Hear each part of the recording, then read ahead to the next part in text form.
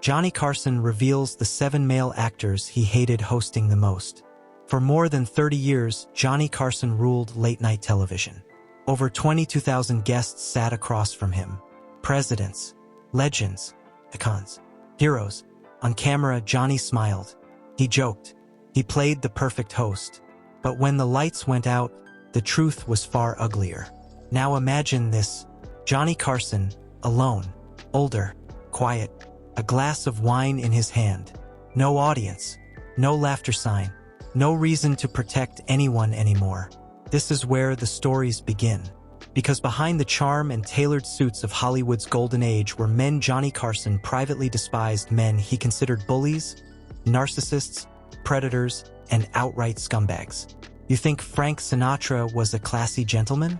You believe Bill Cosby was America's moral compass? You assume comedy legends were kind behind the scenes? You were lied to. Tonight, we open what insiders called Johnny Carson's Black Book. The private memories he never shared on air. 7 male actors, 7 untouchable legends, and 7 moments that made the king of late night think. Those were the worst experiences of my life. 1. Frank Sinatra, the tyrant disguised as a gentleman. The yacht Serengeti rocked gently in the Catalina waters, and the sunset painted the sky with streaks of crimson and gold. Johnny sat on the deck, swirling a glass of red wine, feeling the cool breeze on his face. But inside, memories churned like a stormy ocean. The first name that surfaced was Frank Sinatra, the voice that could bring angels to tears, the crooner of romance, the eternal icon of elegance. On stage and on screen, Frank was perfection. But behind the velvet and charm lurked a man of terrifying authoritarianism. Johnny recalled the first moment he realized Frank was dangerous. Not to the public, but to everyone behind the curtain. The moment Sinatra entered the Tonight Show studio, it didn't feel like a talk show anymore. It felt like stepping into the throne room of a mob boss. Frank arrived with an entourage that looked like an army, his glare sharp enough to cut glass. No one dared look him directly in the eye. No one dared step slightly out of line. Johnny remembered trying to make a joke once, just a small quip, and the ice-cold stare he received made his chest tighten. It was a mental pressure that left him gasping, even after decades of performing before millions. Frank's cruelty wasn't just to fellow stars. It was to the people who made the show run. Sound technicians, makeup artists, runners, and even assistants endured humiliations that would break most spirits. Johnny described one incident in particular. A young lighting technician accidentally bumped a light near Sinatra. Instead of correction, Frank unleashed a torrent of words that humiliated the boy in front of the crew. Johnny still remembered the fear, the suffocating tension. And yet, the world adored Sinatra. He commanded loyalty and submission, manipulating careers with a whisper, crushing anyone who displeased him. To Johnny, Sinatra wasn't just a man. He was a living test of endurance, a reminder that genius and cruelty often traveled hand in hand. 2. Jerry Lewis, comedy's tyrant. If Sinatra was a storm, Jerry Lewis was wildfire. Unpredictable, intense, and capable of burning everything in his path. On screen, Jerry was a marvel of timing, expression, and physical comedy. He could contort his face, bend his body, and deliver a single gesture that would send millions into laughter, leaving audiences clutching their sides. His genius was undeniable. But behind the camera, that brilliance concealed a much darker reality. The moment the lights dimmed and the cameras stopped rolling, Jerry Lewis transformed. The infectious laughter, the animated gestures, the playful charm gone. In their place stood a man consumed by ego, a tyrant whose need for control eclipsed compassion, reason, or basic decency. Johnny Carson remembered feeling the air shift the first time he witnessed it. Jerry didn't walk into a studio. He stormed in, as if the entire space, and everyone in it, existed solely to serve his whims. Coffee served at the wrong temperature, a chair slightly off-center, a misstep in etiquette. Each could ignite a rage so intense it left the room trembling. Johnny recalled, with a twinge of sorrow, seeing young assistants shrink, some reduced to tears, under the relentless scrutiny of a man the public worshipped as comedy royalty. And yet, the staff persevered, smiling politely while inside they quaked. It was not only perfection Jerry demanded, it was absolute, unquestionable submission. Off camera, Jerry's cruelty was strategic and deliberate. He mocked, humiliated, and overshadowed others to cement his own dominance. Emerging talents were crushed under the weight of his presence. Their confidence siphoned as he ensured no one could shine brighter than him. And while the world saw Jerry as the compassionate telethon hero, Jerry's generosity, Johnny noted bitterly, was an act. Behind closed doors, the man who shed tears for disabled children on live TV mocked, belittled, and insulted those same people when the cameras were off. Johnny often found himself conflicted, fascinated by Jerry's genius yet appalled by his behavior. Sitting on the deck, the wind tugging gently at his blanket, he shook his head. Talent without character was hollow, he mused, and Jerry Lewis was proof. The world may laugh at his brilliance, but genius cannot redeem cruelty. The man who brought joy to millions could simultaneously make the people closest to him suffer in silence. And that, Johnny reflected, was a lesson Hollywood rarely teaches. 3. Milton Berle, the king of theft. As the sea breeze whispered through the rigging of the Serengeti, Johnny reached for his tea, bracing himself for memories of Milton Berle, the man known to the public as Mr. Television. Berle's contribution to entertainment was monumental. He brought comedy into American living rooms, helped families buy their first TVs, and shaped the early landscape of television. Yet behind the accolades, Berle's character was far less noble. Johnny remembered Milton not as a pioneer, but as a man consumed by fear and obsession. He was terrified of being forgotten, and that terror manifested in ways both petty and destructive. Milton stole material from young, aspiring comedians, hijacked interviews, and treated Johnny himself with condescending arrogance. On one live broadcast, he even patted Johnny's head like a schoolboy, demanding silence while he rammed through his own long-winded story, oblivious to the host's role in the proceedings. The scumbaggery of Milton Berle, Johnny reflected, was rooted in desperation. Every laugh he stole, every moment of attention he claimed for himself, was a shield against the insecurity gnawing at him. Colleagues learned to navigate the minefield of his whims, wary and resentful, never daring to challenge him. Milton's legacy, Johnny thought, was not just comedy. It was the quiet toll of intimidation and stolen opportunity. For Burt Reynolds' misogyny behind the charm.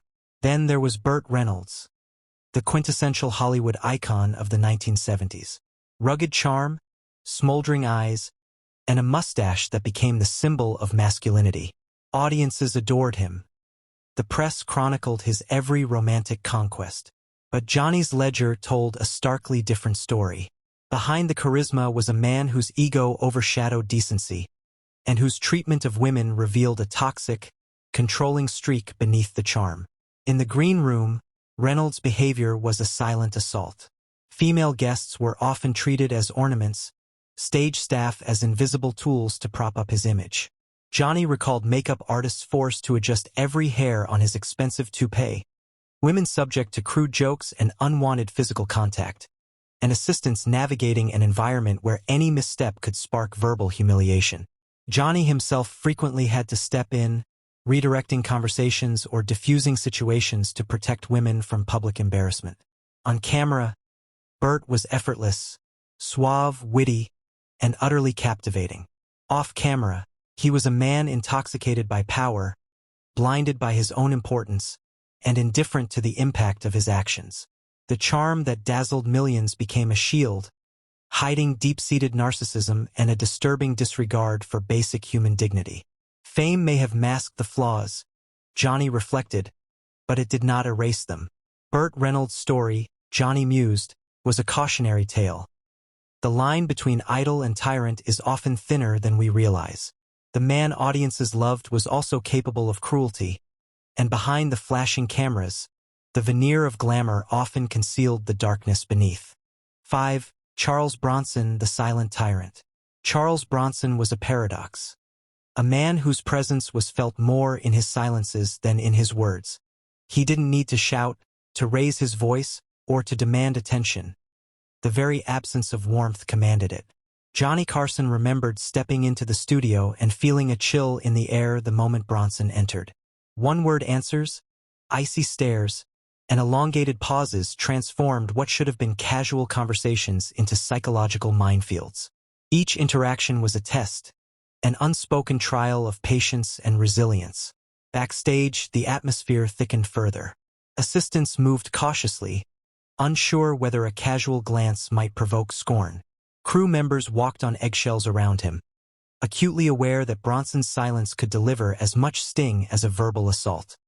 He ignored greetings, brushed past people without acknowledgement, and seemed to resent the very act of having to be in a room with others.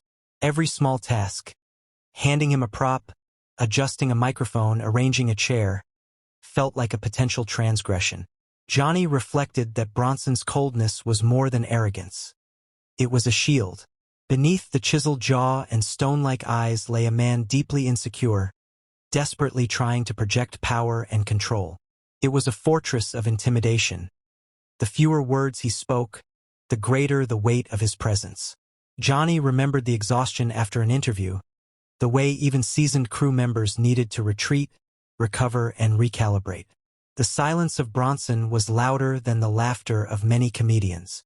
And yet, Bronson's behavior was never outright violence. It was subtle, creeping, and suffocating, a mastery of psychological dominance. Johnny concluded that this quiet tyrant, admired on screen for toughness, left a trail of silent dread in his wake. Even in rehearsals, Bronson's aura of disdain altered the dynamic of the room. Directors and assistants bent themselves backward, careful not to irritate him, while Bronson himself remained impassive, observing like a predator studying prey. Johnny often wondered if this was all performance or if the man simply could not tolerate the vulnerability required to interact normally.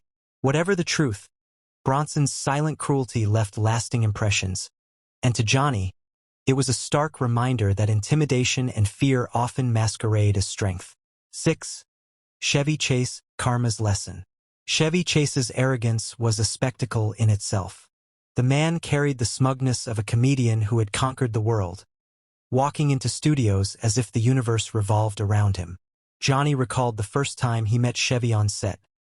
The smirk, the condescending wave, the faint flicker of someone who truly believed their brilliance absolved them of common courtesy. He insulted crew members behind their backs, dismissed colleagues' ideas with derision, and treated ordinary tasks as beneath him. The apex of Chevy's audacity, of course, was his ill-fated attempt to host his own talk show, directly challenging Johnny himself. The announcement had been bold.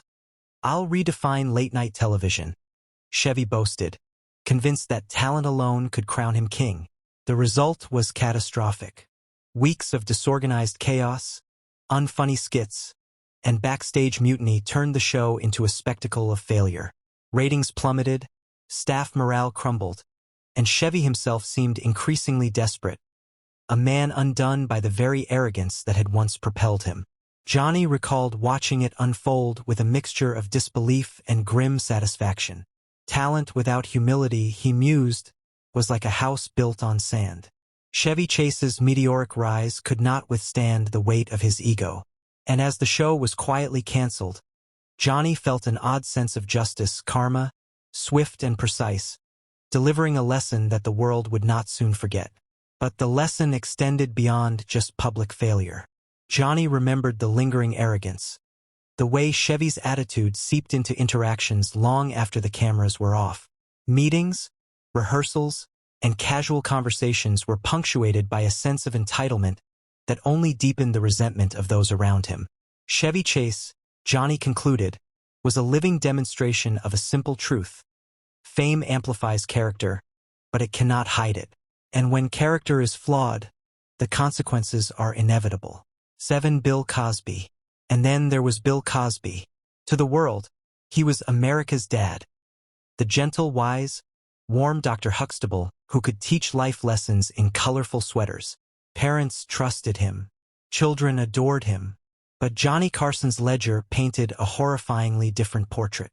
Behind the amiable smile, the patter of jokes, and the veneer of morality lay a man whose off-camera self was chilling in its calculation and hypocrisy. Cosby didn't shout. He didn't need to. Instead, he preached, condescended, and wielded moral authority like a weapon. Johnny remembered witnessing him stride through the studio, scanning the staff as though they were unruly children in need of discipline. A cameraman's choice of shirt, an assistant's hairstyle, even laughter deemed too loud, became opportunities for public correction. Johnny had intervened countless times, standing between Cosby and his staff, only to be met with a cold glare that spoke of unyielding entitlement. The real horror, Johnny reflected, was the pretense of virtue. Every lecture, every scolding, every polished smile broadcasted to the world was designed to maintain a public image, a mask hiding the calculating cruelty beneath. Cosby's scumbaggery was not just meanness. It was the meticulous construction of a lie, a deliberate inversion of morality meant to dominate and control while appearing righteous. The staff learned quickly. Never make him uncomfortable, never question him, never forget that your humanity could be exploited for the sake of his image. As dawn broke over Catalina Island, Johnny closed his notebook. The ocean stretched endlessly before him, impartial and unjudging. A stark contrast to the turbulent world of Hollywood behind him. The golden age, he realized, glittered only on the surface. Beneath the charm, talent, and fame of the icons he had chronicled, monsters hid silent tyrants, narcissistic brutes, and hypocritical moralists. And sometimes, Johnny reflected with a shiver, the scariest monsters were not the ones with fangs or claws, but those smiling and preaching virtue while inflicting quiet terror on the very people they claimed to care for. He set down his glass, feeling the weight of the ledger lift slightly. For now, the truth had been restored, the secrets laid bare, and the ocean bore witness to Hollywood's darkest shadows. The legends were human, flawed, and, in some cases, terrifyingly inhumane. Johnny Carson exhaled, letting the salty breeze carry away decades of concealed stories. A solemn reminder that fame is no guarantee of goodness, and adoration is no shield against darkness.